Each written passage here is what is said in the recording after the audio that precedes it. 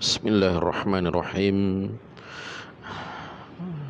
Assalamualaikum warahmatullahi wabarakatuh.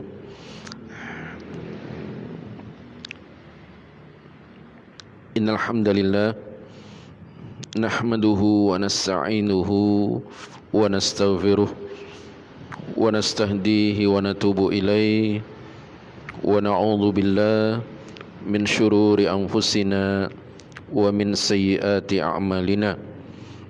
May yahdihillahu fala mudilla lahu wa may yudlil fala hadiya lahu. Wa asyhadu an la ilaha illallah wahdahu la syarika lahu wa asyhadu anna Muhammadan abduhu wa rasuluh la nabiyya ba'da. Amma ba'd. Ayyuhal ikhwatu fillah, a'azzani Allah wa iyyakum.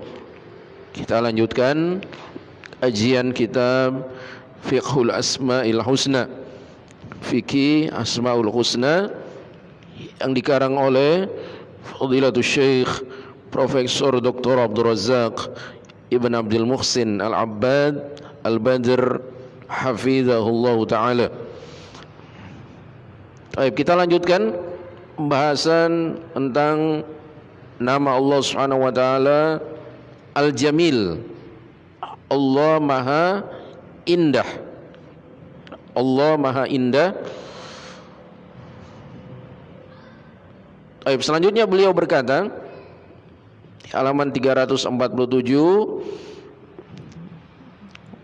wa min hadzal ma'na yufhamu ba'du ma'ani jamali dzatih. Dan dari makna ini, yaitu makna al-jamal, keindahan, ya, bahwa ada 4 marotib, tingkatan sifat al-jamal, indah. Allah Maha Indah zatnya, sifat-sifatnya, perbuatan-perbuatannya, dan juga nama-namanya. Dari makna ini dapat dipahami sebagian makna-makna keindahan zat Allah Subhanahu wa taala, bahwasanya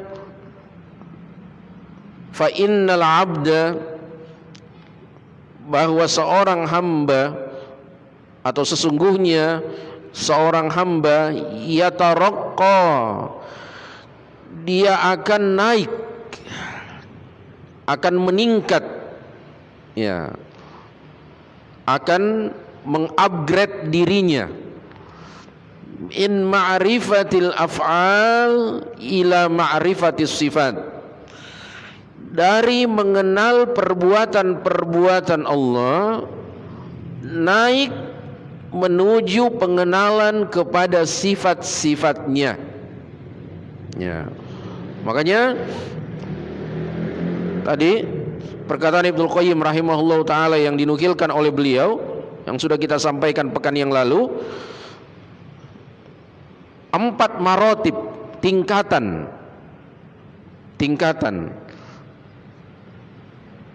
Jadi seperti anak tangga, 4 anak tangga.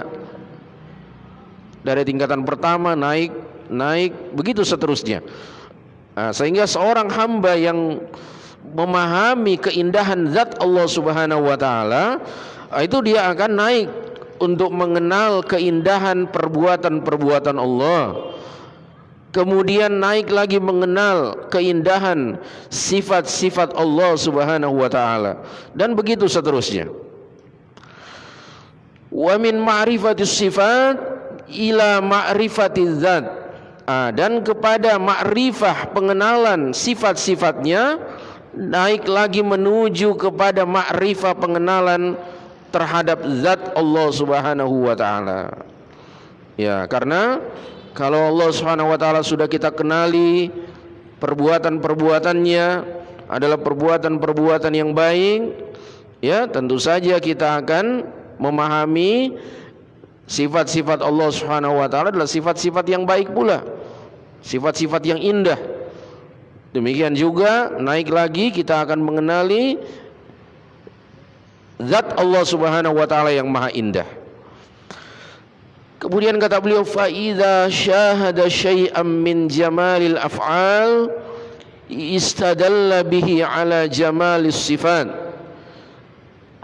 Apabila dia telah menyaksikan sesuatu dari keindahan perbuatan-perbuatan Allah, itu akan dia jadikan dalil.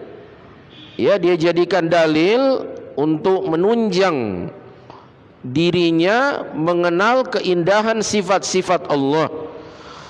Kemudian dia jadikan dalil lagi itu keindahan sifat-sifat Allah untuk membawa dirinya mengenali keindahan sifat-sifat Allah, keindahan zat Allah Subhanahu wa taala. Jadi dia maratib, bertingkat, berfase, berjenjang dari ma'rifah mengenal keindahan perbuatan-perbuatan Allah menuju keindahan sifat-sifat Allah, kemudian mengantarkannya untuk memahami keindahan zat Allah Subhanahu wa taala. Wa min huna, dan dari sini yatabayyanu annahu subhanahu telah menjadi jelas annahu subhanahu, bahwasanya Allah Subhanahu wa taala lahul hamdu kulluh, miliknya segala puji-pujian.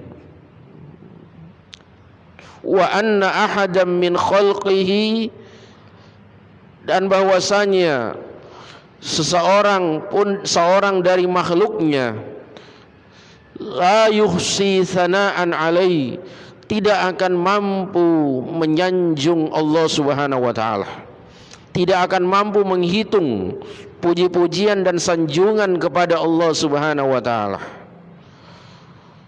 Bal huwa kama asna ala nafsih, bahkan Allah Subhanahu wa taala itu keadaannya seperti apa yang dia sanjungkan, dia pujikan untuk dirinya. Ya, itulah kita, ikhwafillah. Kita diperintahkan oleh syariat untuk senantiasa memuji dan menyanjung Allah Subhanahu wa taala. Ya, mensyukuri segala nikmatnya, memuji kebaikan-kebaikan Allah Subhanahu wa taala, menyanjung kedermawanan Allah Subhanahu wa taala.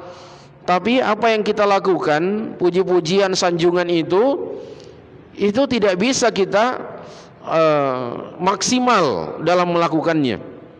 Ya, tidak bisa kita mengatakan saya sudah betul-betul berada di puncak puji-pujian dan sanjungan kepada Allah, tidak. Ya, kita tidak akan bisa memuji Allah Subhanahu wa taala sebagaimana mestinya, karena hanya Allah Subhanahu wa taala yang sanggup memuji dan menyanjung dirinya sendiri. Wa annahu yastahiqqu an yu'bada li dzatihi, dan bahwasanya Allah Subhanahu wa taala berhak untuk disembah zatnya. Allah Subhanahu wa taala berhak untuk disembah, diibadahi zatnya. Secara zatnya dia, Allah Subhanahu wa taala, hanya dia yang berhak untuk kita sembah zatnya. Tidak ada makhluk yang boleh kita jadikan ilah, sesembahan, kita sembah zatnya, tidak boleh. Wa yuhabbu li dzatihi, dan hanya dia Allah Subhanahu wa taala yang berhak untuk dicintai zatnya. Jadi sasaran cinta kita itu murni kepada zat Allah Subhanahu wa taala semata. Wa yushkaru li dzatihi, dan hanya dia, wa yushkaru li dzatihi, dan hanya dia Allah Subhanahu wa taala yang dipanjatkan rasa syukur kepada zatnya. Hanya dia, hanya Allah Subhanahu wa taala. Wa annahu subhanahu yuhibbu nafsahu wa yusni ala nafsihi wa yahmadu nafsahu, dan bahwasanya Allah Subhanahu wa taala yang mencintai dirinya sendiri, yang menyanjung dirinya sendiri dan memuji dirinya sendiri. Ya, Allah Subhanahu wa taala memuji dirinya, alhamdulillah. Ya, Allah memuji dirinya, mengagungkan dirinya, menyanjung dirinya. Wa anna mahabbatahu li nafsihi wa hamdahu li nafsihi wa sana'ahu ala nafsihi wa tauhidahu li nafsihi, dan bahwasanya cintanya Allah Subhanahu wa taala untuk dirinya, pujiannya Allah Subhanahu wa taala untuk dirinya, sanjungannya Allah Subhanahu wa taala untuk dirinya, dan pentauhidan Allah Subhanahu wa taala, pengesaan Allah untuk dirinya. Huwa fil haqiqati alhamdu wassana'u wal hubbu wat tauhid. Inilah hakikatnya pujian, sanjungan, cinta dan tauhid. Ya, jadi maksudnya ahibati fillah, ketika Allah Subhanahu wa taala mencintai dirinya, yuhibbu nafsahu. Ketika Allah Subhanahu wa taala memuji dirinya, menyanjung dirinya, dan Allah Subhanahu wa taala menjelaskan keesaannya, oh hanya Dia yang boleh kita ibadahi, kita sembah, itulah hakikatnya puji-pujian, sanjungan dan tauhid. Fa huwa subhanahu kama asna ala nafsihi. Maka Dia Allah Subhanahu wa taala sebagaimana Dia memuji dirinya sendiri, wa fawqa ma yusni bihi alaihi khalquhu, dan Allah Subhanahu wa taala berada di atas sanjungan pujian yang diberikan oleh makhluknya. Ya, karena tadi ya di depan Syekh sudah mengatakan, ini masih perkataan yang Imam Ibnul Qayyim rahimahullah, ya, kita tidak bisa betul-betul berada di puncak puji-pujian kepada Allah, karena hanya Allah Subhanahu wa taala yang bisa memuji dirinya sesuai dengan keadaannya. Jadi pujian makhluk, betapapun hebatnya, betapapun sudah dia merasa maksimal memuji Allah, itu masih di bawah dari pujian Allah Subhanahu wa taala terhadap dirinya. Ini semua makna sifat jamal, hibati fillah. Ya, apa yang dijelaskan oleh beliau inilah hakikat kandungan dari sifat jamal, keindahan Allah Subhanahu wa taala.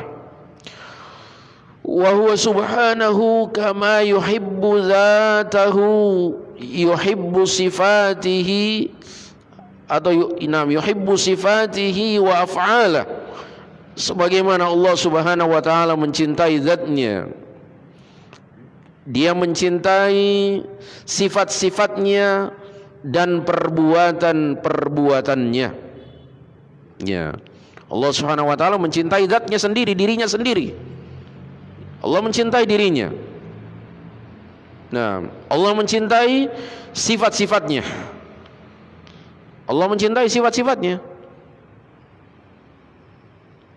Seperti misalnya Allah mengatakan, innallaha yuhibbu at-tawwabin wa yuhibbul mutatahhirin. Sungguhnya Allah Subhanahu wa taala menyukai orang-orang yang bertaubat, karena sifat Allah adalah penerima taubat. Maka Allah Subhanahu wa taala mencintai sifat-sifatnya dan juga perbuatan-perbuatannya. Allah mencintai perbuatannya, menciptakan, memberi rezeki, menurunkan hujan. Ya, semua perbuatan-perbuatan Allah, menghidupkan, mematikan, Allah Subhanahu wa taala cintai. Sehingga kesimpulannya fakullu af'alihi hasanun mahbubun. Semua perbuatan-perbuatan Allah adalah bagus, mahbub, disukai, dicintai. Nah, semua perbuatan Allah, ini kaidah ya khafillah, ini penting ini dalam tauhid rububiyah, tauhid uluhiyah, dan juga tauhid al-asma wa sifat. Semua perbuatan-perbuatan Allah itu hasan, bagus, tidak ada yang qabih, yang jelek. mahbub, dicintai, disukai. Ya, karena perbuatan-perbuatan Allah mengikuti. Kita tadi ma'rifah apa? Harus mengenal indahnya perbuatan-perbuatan Allah. Kemudian mengantarkan kita mengenal keindahan sifat-sifat Allah, kemudian membawa kita mengenal keindahan zat Allah. Maka semua perbuatan Allah bagus, disukai, dicintai. Wa in kana fi maf'ulatihi ma yubghiduhu wa yakrahu. Ini juga poin yang kedua, sambungannya penting. Dan sekalipun pada makhluk-makhluknya, maf'ulat artinya objek yang dikenai perbuatan Allah, yaitu kita makhluk, terdapat apa yang dia benci dan dia tidak sukai. Ya kan? Ya, semua perbuatan Allah Allah sukai, bagus. Tapi di sebagian perbuatan makhluknya, artinya objek yang terkena perbuatan Allah, itu ada yang Allah benci dan Allah tidak sukai. Ya. Seperti misalnya Allah Subhanahu wa taala ya membenci kesombongan. Allah Subhanahu wa taala membenci ya kesombongan. Ini contoh. Ya. Padahal Allah yang menciptakan. Sombong adalah sifat makhluk. Allah yang menciptakan makhluk manusia beserta perbuatannya, sifatnya termasuk kesombongan. Tapi Allah SWT tidak menyukai kesombongan, membenci kesombongan. Nah, ini bukan berarti perbuatan Allah jelek, tidak. Semua perbuatan Allah baik. Ya. Falaisa fi af'alihi ma huwa makruhun maskhutun. Tidak ada pada perbuatan-perbuatan Allah yang dibenci dan dimurkai. Tidak ada, karena semuanya baik. Semuanya diridhoi, disukai oleh Allah Subhanahu wa taala. Wa laisa fil wujudi ma yuhabbu li dzatihi wa yuhmadu li dzatihi illa huwa subhanahu. Dan tidak ada yang ada di wujud yang ada di dunia ini, di alam yang wujud yang nyata ini, sesuatu yang dicintai zatnya dan dipuji zatnya kecuali Allah Subhanahu wa taala. Ini juga penting, ikhwafillah.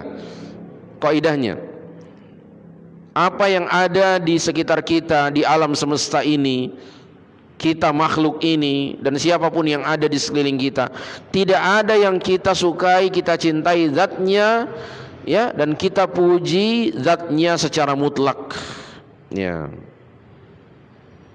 kecuali Allah Subhanahu wa taala. Yang seperti ini sifatnya. Kalau makhluk tidak ada. Ya, coba qofila, misalnya ada orang, siapapun, anak, istri kita katakan kita cintai, kita sayangi mereka. Ya, tapi apakah mutlak kita cintai, kita puji? Tentu tidak, secara zatnya tidak. Kalau dia berbuat baik, berakhlak baik, sifatnya baik, ya, kita cintai. Tapi bisa kita benci, bisa kita murka kepadanya, kita memarahinya. Ya, kalau kita tidak suka sifat-sifatnya. Nah, katakanlah kita contohkan A dan B, suami istri. A suami, B istrinya. Istrinya ini secara zat dia orang luar biasa cantiknya. Ya, mungkin orang bisa mengatakan dia ini bidadari di dunia. Ya, istilahnya seperti itu karena cantiknya luar biasa. Ya, tapi ya kata-katanya kasar kepada suami. Suka membentak, suka membantah. Ya, lancang, tidak beradab, tidak hormat. Apakah si A suami ini akan mencintai istrinya walaupun secara zat luar biasa cantiknya? Tidak dicintai secara zatnya. Nanti kalau dia baik, ya, akhlaknya baik, sikapnya baik, baru dicintai. Nah, dan silahkan memberi contoh-contoh yang lain. Tapi Allah Subhanahu wa taala hanya Allah yang kita cintai zatnya dan kita puji zatnya. Tidak ada keburukan sedikit pun. Kemudian kata beliau, wa kullu ma yuhabbu siwahu, semua yang dicintai selain Allah, fa in kanat mahabbatuhu tabi'atan li mahabbatihi subhanahu, semua segala yang dicintai selain Allah, jika kecintaan kepadanya mengikuti kecintaannya kepada Allah Subhanahu wa taala. Jadi tidak mutlak, tapi mengikuti. Bersyarat kalau dia cinta kepada Allah, dia taat kepada Allah, dia baik menjalankan agama, baru kita cinta juga. Ya. Bihaitsu yuhabbu li ajlihi famahabbatuhu sahihah. Nah, ketika kita mencintai dia karena Allah Subhanahu wa taala, dia cinta karena Allah, maka cinta kita kepadanya cinta yang benar. Inilah hakikat cinta, ikhwafillah. Ya, cinta yang bersyarat. Kalau yang kita cintai itu ya mengikuti kecintaan kita kepada cintanya dia, kita kepada dia mengikuti kecintaannya kepada Allah Subhanahu wa taala, baru kemudian kita mencintainya, dan itulah cinta yang benar. Wa illa fahiya mahabbatun batilah, kalau tidak maka itu adalah cinta yang batil, yang salah. Wa hadza huwa haqiqatul ilahiyyah, dan inilah hakikat uluhiyah, hakikat pengabdian, penghambaan seorang hamba kepada Allah Subhanahu wa taala. Fa innal ilaha al-haqq, sebab ilah yang hak, huwa alladhi yuhabbu li dzatihi wa yuhmadu li dzatihi. Siapakah ilah yang hak, yang berhak di kita sembah, kita ibadahi, kita jadikan ilah? Dialah yang dicintai zatnya dan dipuji zatnya. Ya, hanya Allah Subhanahu wa taala. Makhluk dicintai, dipuji kalau bersyarat mengikuti kecintaan kepada Allah. Tapi siapa yang secara zatnya dia dicintai, dipuji secara zatnya, cuma Allah Subhanahu wa taala. Makanya hanya dia yang pantas untuk kita ilahkan. Fa kaifa idzan dhafa ila dzalika ihsanuhu wa in'amuhu, bagaimana jika di samping itu semua bergabung juga perbuatan baiknya, ihsannya, in'am, kenikmatan-kenikmatan yang dia berikan, wa hilmuhu, kesantunannya, wa tajawuzuhu, dan juga pengampunan dosa yang dia berikan, wa afuhu, dan pemaafan, artinya dia memberi maaf ketika si hamba memohon maaf, dia maafkan.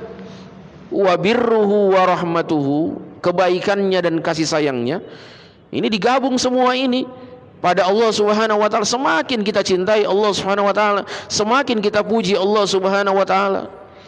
Karena ikut semua sifat-sifat yang terpuji ini.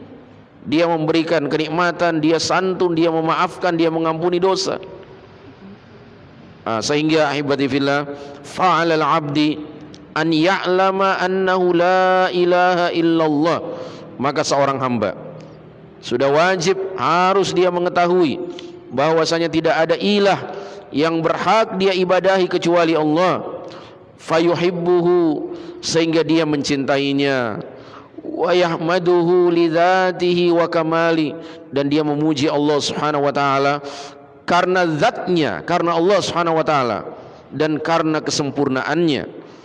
Wa an ya'lama annahu la muhsina 'alal haqiqati, dan bahwa dia harus tahu, seorang hamba harus tahu bahwasanya tidak ada zat yang memberikan kebaikan, muhsin, yang maha memberikan kebaikan, alal haqiqah, yang sesungguhnya, yang hakiki, bi asnafin ni'amil zahirati wal batinah, dengan bermacam-macam nikmat baik yang nampak maupun yang tidak, illa huwa, kecuali Allah Subhanahu wa taala. Nah, ini konsekuensi dari kita mengenal sifat al-jamal bagi Allah Subhanahu wa taala. Fayuhibbuhu li ihsanihi wa in'ami, maka seorang hamba mencintai Allah Subhanahu wa taala karena perbuatan ihsan, kebaikan Allah, limpahan kenikmatannya. Wa yahmaduhu ala dzalika, lalu dia memuji Allah Subhanahu wa taala atas semua itu, fayuhibbuhu minal wajhaini jami'a, sehingga dia mencintai Allah Subhanahu wa taala dari dua sisi semuanya. Ya. Wa kama annahu laisa kamitslihi syai', dan sebagaimana Allah Subhanahu wa taala tidak ada yang semisal, yang serupa, sesuatu pun yang sama dengan Allah Subhanahu wa taala, falaisa kamahabbatihi mahabbah, maka tidak ada yang sama antara cintanya Allah Subhanahu wa taala dengan cintanya makhluk. Ya, itu kaidah kan, ayat laisa kamitslihi syai'. Ya, ayat yang paling dibenci oleh kaum Mu'attilah, orang-orang yang menafikan sifat-sifat Allah Subhanahu wa taala. Nah, sebagaimana tidak ada makhluk yang sama dengan Allah Subhanahu wa taala dalam zatnya, demikian juga tidak ada makhluk yang sama dengan Allah dalam sifat-sifatnya. Kecintaannya tidak ada yang sama, kecintaan Allah Subhanahu wa taala dengan kecintaan makhluknya.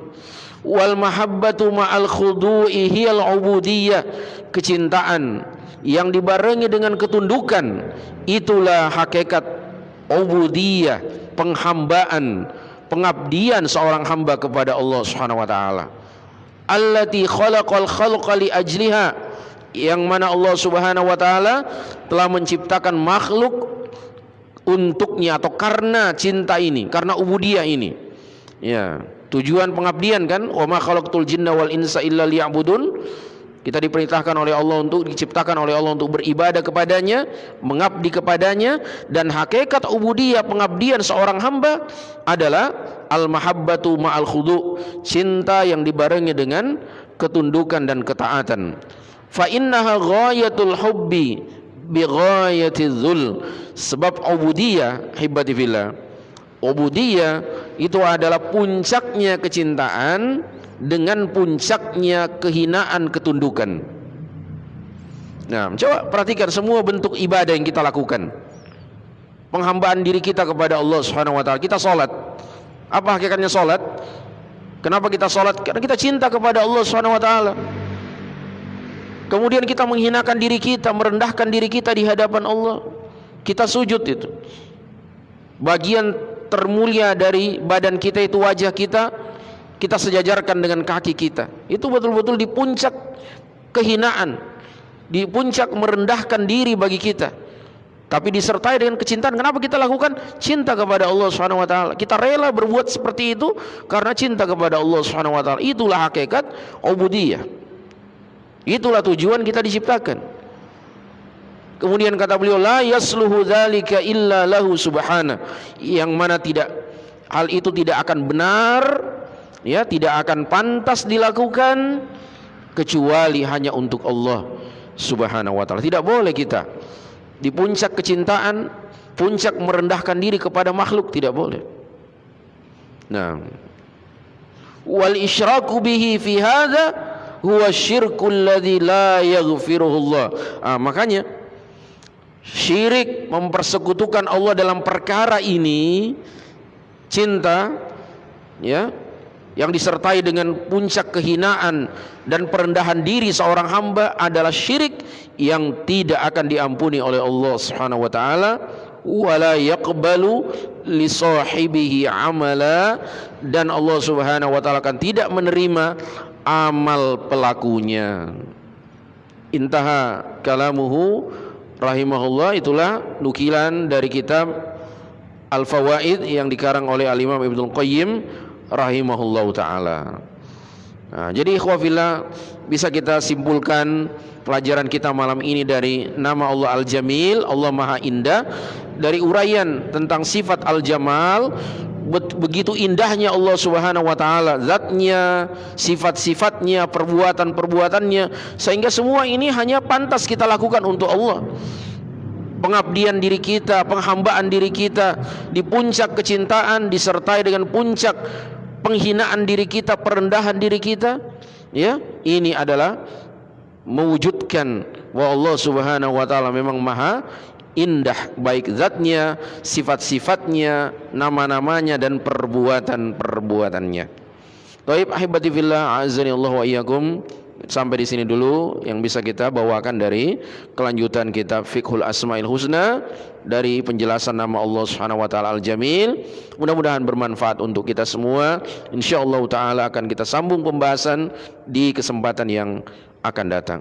Subhanakallah wa bihamdik, asyhadu an la ilaha illa anta, astaghfiruka wa atubu ilaik, wa akhiru da'wana anil hamdulillahi rabbil alamin.